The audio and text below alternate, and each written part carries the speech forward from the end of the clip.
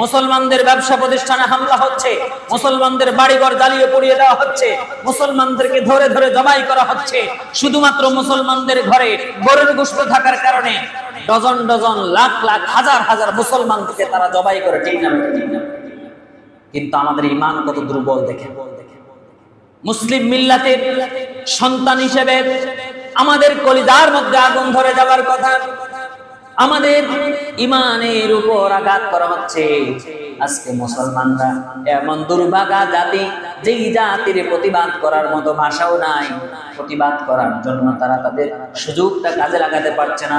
প্রতিবাদ করা দরকার ছিল সাইয়্যিদনা ইব্রাহিম আলাইহিস সালাম যেভাবে তাওহীদবাদী ছিলেন। আমাদের ঈমানদার মুসলমানেরা তারা যদি সেভাবে তাওহীদবাদী না হয়, তারা যুগে যুগে গোলামের জিনজির তাদের গলায় নিয়ে করতে হবে, আর তাদেরকে শুধুমাত্র মার খেয়ে যাওয়াই লাগবে।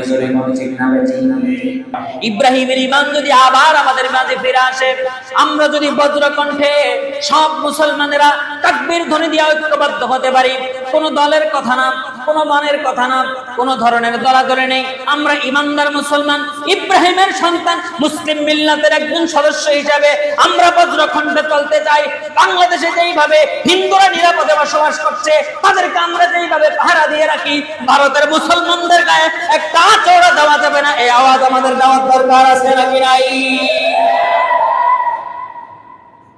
আমাদেরকে জেগে উঠতে হবে।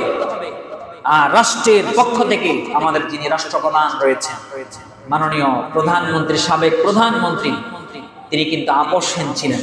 ভারতের কাছে কখনো তিনি নতজানু ছিলেন না, ঠিক না? আমরা তার জন্য দোয়া করি, আল্লাহ তাআলা তাকে জান্নাত নসিব করুন, আমিন। জালিমের সামনে তিনি মাথা নত করেন নাই, তিনি আপোষহীন ছিলেন। তার আওয়াজটা ছিল বজ্র। তিনি যথেষ্ট শক্তিশালী মানসিকতার অধিকারী ছিলেন। তার সন্তান হিসেবে নিঃসন্দেহে মাননীয় প্রধানমন্ত্রী তিনিও শক্তিশালী হবেন বলে আমরা আশাবাদী। ভারতের সামনে মিউ মিউ করার দরকার নেই। আপনি এদেশের মুসলমানদের চেতনাকে নিজের ভিতরে নিয়ে আসুন, আপনি অনুভূতিতে নিয়ে আসুন, তাওহীদবাদী চেতনায় উজ্জীবিত হয়ে প্রতিবাদ করুন।